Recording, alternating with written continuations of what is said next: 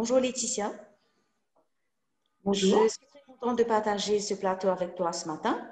Je me présente, je suis Rima Ramsaran, entrepreneur parmi plusieurs chapeaux que je porte et en ce moment la présidente de l'Association mauricienne des femmes chefs d'entreprise, l'AMFCE comme on l'appelle couramment. Laetitia est la toute dernière recrue de l'association. On s'est connus grâce au projet Business Without Borders. Laetitia nous a rejoints au sein de l'association par la suite et on se côtoie aujourd'hui dans cet engagement pour l'émancipation financière de la femme, surtout au niveau de l'entrepreneuriat. Donc Laetitia, notre audience est impatiente de te connaître. Parle-nous un peu de toi, de ton parcours en tant que femme entrepreneur dans notre petite île, toi étant originaire de France. Oui. Alors, bonjour à toutes et à tous. Je suis ravie, en tout cas, de partager ce plateau également. Voilà. Moi, je suis sur l'île Maurice depuis 2014 et j'ai décidé d'entreprendre en 2018, après avoir fait grandir mes petits bouts de chou. Et voilà, je me suis lancée dans l'entrepreneuriat. J'ai créé ma société, donc, qui était à l'époque individuelle. Et maintenant, voilà, j'ai incorporé la compagnie et je vais de l'avant à ce niveau-là. Donc, je suis dans la création de sacs à main à la base. Et suite au Covid-19, en fait, je me suis un peu diversifiée pour toucher un plus large public. Et effectivement, maintenant, je propose aussi de la personnalisation via Broderie Machine. Donc, sur des serviettes, sur différents supports, des serviettes, des sacs, et aussi des polo shirts, t-shirts. Très sympa comme produit, comme info. Merci Laetitia. Parle-nous un peu plus de toi et de ton parcours, surtout en tant que femme entrepreneur à Maurice. Quels ont été tes challenges, surtout étant surtout en arrivant à Maurice et en prenant la décision de vraiment se lancer dans l'entrepreneuriat. Est-ce que tu as vécu des moments difficiles? Est-ce que tu as eu des contraintes particulières qui peut-être seraient intéressantes pour d'autres femmes entrepreneurs qui envisagent de rejoindre le domaine? Quels ont été tes challenges, tes contraintes durant ton parcours? Alors oui, j'ai eu différents challenges, effectivement. Alors pour moi, c'était vraiment déjà commencer par le challenge financier.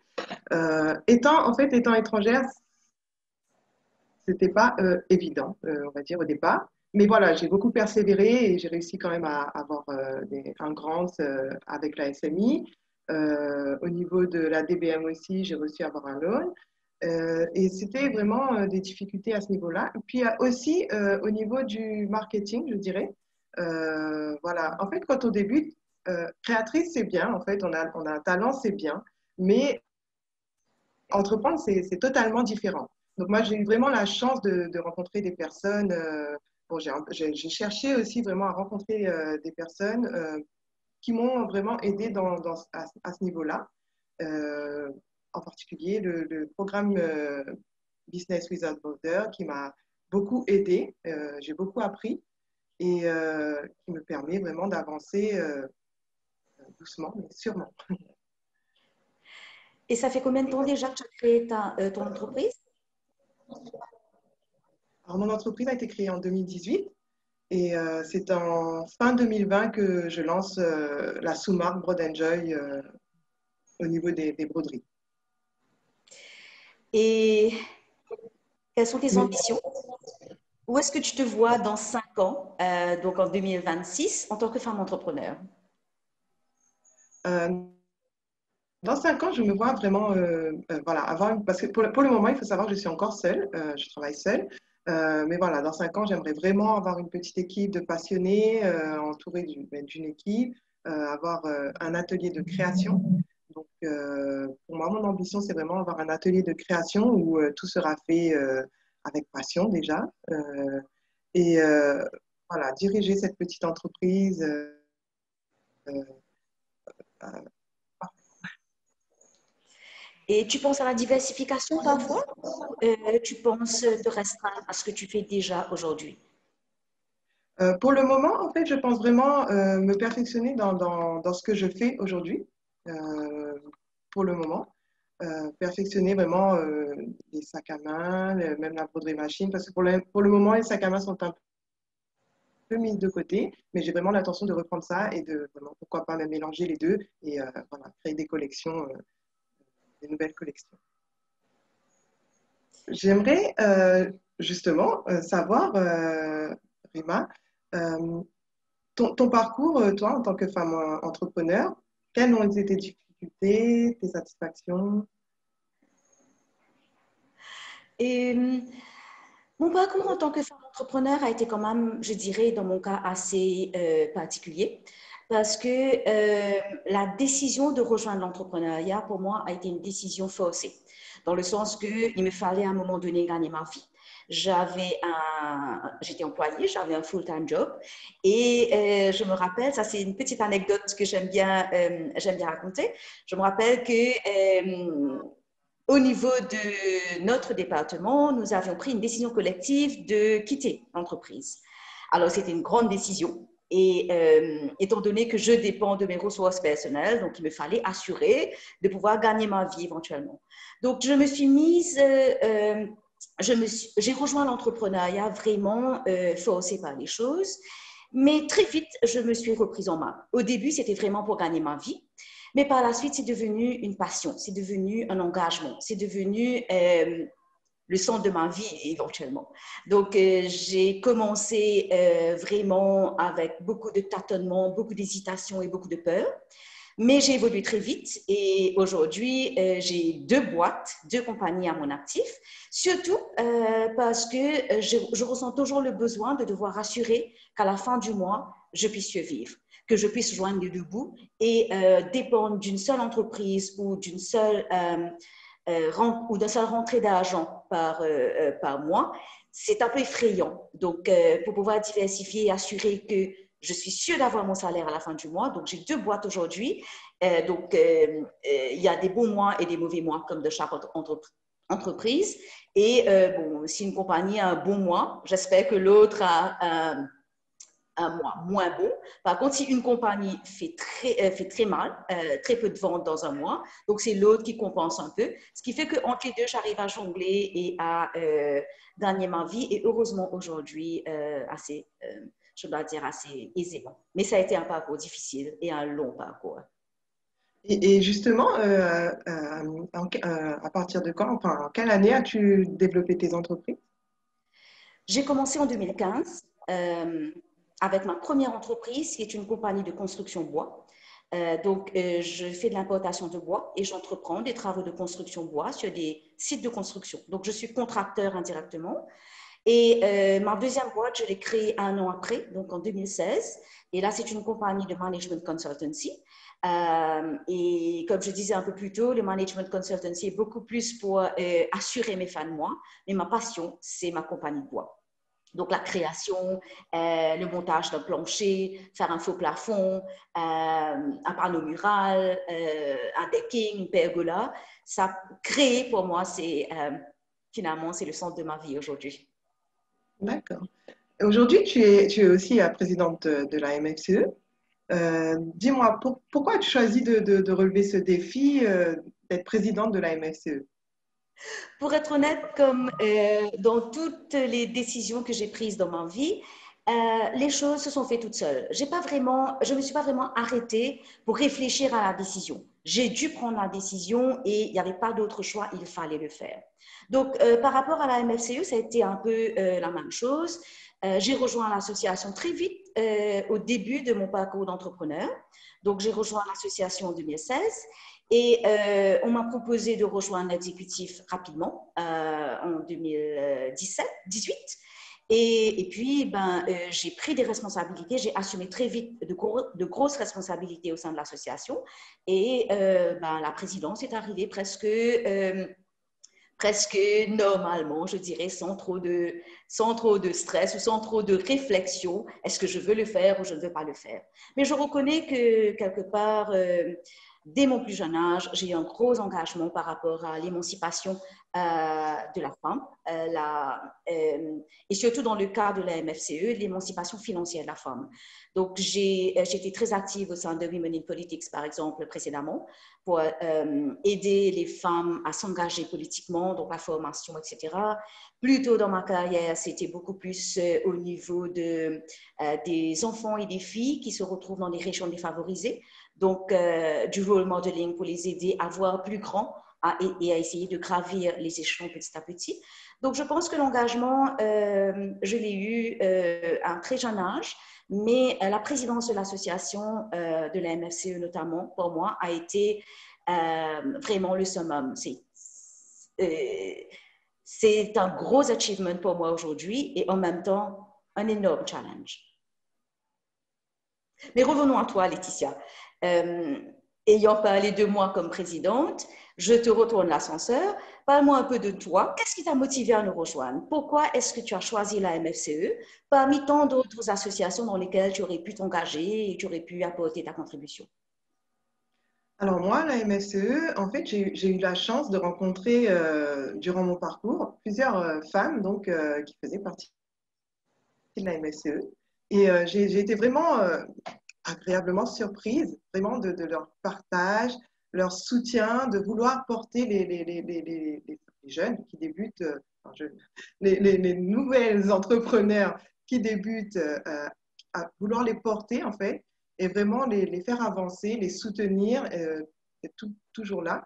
J'avais participé l'année dernière, en 2019, au Lototech, première édition, non, 2020. L'autotech première édition, et j'ai rencontré aussi là-bas, donc j'ai fait une formation avec des femmes qui faisaient partie de la MFCE. Et voilà, j'ai adoré, j'ai trouvé ça vraiment génial. Et en fait, comment dire, c'est vraiment, vous êtes vraiment pour moi des femmes inspirantes et vraiment un modèle. Ça fait partie de mes ambitions. Bon, tout à l'heure, on était dans les ambitions entrepreneuriales et aussi, donc, dans mes ambitions, il y a le fait de, voilà, d'être moi aussi, plus tard, une femme qui pourra aider, porter les autres femmes nouvelles entrepreneurs qui souhaitent apprendre, grandir et développer leur business. Je trouve ça vraiment génial. Mon Dieu, merci beaucoup pour ces paroles très, très, très inspirantes. En fait, c'est ça qui fait qu'à un moment donné, notre engagement est important. Notre engagement nous donne un retour, une satisfaction énorme. Donc, merci pour ces paroles très, très gentilles. Mais en même temps, pas juste l'association, mais le projet Business Without Borders. Parle-nous un peu de ton expérience, comment tu as rejoint le projet Business Without Borders et qu'est-ce que tu as appris, quelle a été la contribution de Business Without Borders dans ton parcours de femme entrepreneur? Alors, Business Without Border, moi, j'ai connu donc cette plateforme parce que, voilà, par le biais de l'EFOI, en fait, Entreprendre au féminin océan Indien, donc, où je suis secrétaire. Et donc, il y avait ce programme qui était proposé. Je me suis inscrite. Maintenant, ce programme m'a vraiment appris énormément parce que, comme je disais avant, voilà, j'étais vraiment en création. Comment dire, je me cassais pas trop la tête avec tout ce qui est comptabilité. Je pense que souvent, quand on débute, en fait, c'est ça, hein. On est dans notre petit monde. Et alors qu'en fait, il y a énormément à faire. Entreprendre, c'est tout à fait différent. Il y a beaucoup de choses à apprendre. Et j'ai appris énormément avec Business Without Border, euh, qui est un programme mais vraiment très, très, très complet. On ne peut mieux faire, je pense. Donc, en tout cas, selon moi. Après, effectivement, l'avantage aussi de Business Without Borders, ce que moi j'ai retenu vraiment, qui m'a vraiment beaucoup donné, c'est d'avoir un mentor. Donc, j'avais ce mentor qui, en plus, moi, j'ai eu la chance d'avoir un mentor exceptionnel qui m'aide vraiment, voilà, n'importe quand, je peux l'appeler, lui dire, écoute, il y a quelque chose que je ne comprends pas, elle est là pour m'aider, me pousser. Et je pense que c'est vraiment important parce que lorsqu'on débute, en fait, dans l'entrepreneuriat, j'avais déjà fait des formations, des petites formations, où voilà, on me donne les papiers, tout ça. Mais c'est pas évident, en fait. C'est pas évident. Il y a des choses, on a besoin vraiment d'avoir un mentor, quelqu'un qui nous aide, quelqu'un qui est déjà passé par là, d'ailleurs, qui connaît, qui sait où on va, comment ça se passe, qui sait nous aider. Donc, c'est vraiment ce que j'ai vraiment apprécié dans Business Without Borders, c'est vraiment ça, cet accompagnement. Bravo Laetitia, tu transmets exactement l'ambition et les objectifs que nous voulions atteindre à travers le projet Business Without Borders. C'est exactement ça. Et à ton tour maintenant, et on rejoint l'association. J'aimerais juste rajouter aussi que derrière, excuse-moi, je t'ai coupé la parole, mais derrière cet accompagnement, il y a aussi toute la partie technique, parce que bon, c'était la première, donc il y a peut-être quelquefois des petits soucis, mais c'est pareil. En fait, moi, je me suis retrouvée devant un ou deux soucis. Tout de suite, je contacte la personne qui s'en occupe et c'était tout de suite prise en charge. Donc ça aussi, c'était vraiment super. Ça fait plaisir à t'écouter, Laetitia, vraiment. Et maintenant que tu es engagé au sein de l'association, maintenant que tu termines aussi le parcours avec Business Without Borders, comment penses-tu, toi, en tant que personne, pouvoir contribuer à la cause de l'entrepreneuriat au féminin? Quelle sera la petite pierre que tu pourras apporter à l'édifice, ta petite contribution que tu penses pourra faire la différence dans le parcours entrepreneurial d'une autre personne? Je pense effectivement pouvoir, moi aussi, partager et encourager une personne qui débute. Et voilà, c'est vraiment mon souhait depuis le départ. Donc, j'espère pouvoir être à la hauteur de ce défi. Et tu te sens prête maintenant à relever le défi de nous rejoindre et de perfectionner comme mentor, maintenant que tu as eu l'expérience d'être une mentorée? Est-ce que tu sens que tu es prête à relever le défi de bouger de franchir le cap et de devenir un mentor demain pour d'autres femmes entrepreneurs? Oui, bien sûr, je pense que, mais pour moi, ce serait un challenge, un défi, mais aussi, je pense pouvoir le faire et m'engager pleinement dans cette mission. Super, très bien. Donc, on prend bonne note et on reviendra vers toi définitivement sur d'autres projets concernant le mentorat en tant que mentor maintenant que tu as terminé le projet de Business Without Borders. Mais dis-moi, je reviens à toi un petit peu au niveau de l'entrepreneuriat. Je fais un petit retour en arrière. Euh, pour toi, quelle était ta plus grande appréhension par rapport à l'entrepreneuriat? Appréhension, comme j'ai soulevé un peu plus tôt, un de mes plus gros challenges quand j'ai commencé mon parcours de femme entrepreneur a été de pouvoir assurer que je puisse gagner ma vie et gagner ma vie correctement. J'avais beaucoup de peur par rapport à ça parce que je dois reconnaître que l'entrepreneuriat est rempli de contraintes, de défis et c'est pas toujours facile de sortir, d'arrondir les fins de mois. C'est pas toujours facile d'assurer qu'à la fin du mois, on puisse assurer nos salaires et le salaire du personnel qui dépend de nous. Donc, il y a eu des mois où il m'a fallu sacrifier mon salaire pour pouvoir supporter le salaire de mon personnel, surtout dans la période de la COVID, et qui n'a pas été toujours facile, je dois reconnaître. Mais je pense que c'est là le parcours de la femme entrepreneur, un parcours de combattant, ne jamais baisser les bras, avoir des moments difficiles, mais apprendre à se relever et surtout maintenir le cap. Ne jamais baisser les bras. Je Je pense pense que que c'est c'est beaucoup aussi le fait de croire en soi, de croire en ses rêves et de se dire qu'on peut le faire. Je pense que la confiance en soi est le mot justement important dans l'entrepreneuriat. Je reviens un peu sur mon parcours. J'ai toujours évolué dans un monde d'hommes. Mon parcours professionnel a toujours été dans un environnement masculin. J'ai commencé ma carrière comme chargée de cours en criminologie avec des policiers, une salle remplie de policiers, de 55 policiers. J'avais à peine 26 ans.